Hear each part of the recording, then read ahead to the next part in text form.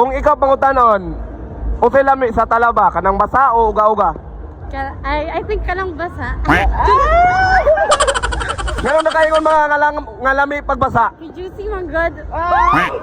Kailan kayo sa nani mo giampingan imong talaba? Mag 19 years na. Sa 19 ka tuig, nanay nakatilaw sa imong talaba? Wala pa. Wala pa. So, ikaw na'y nakakuan sa imong talaba? Nakagunit pa?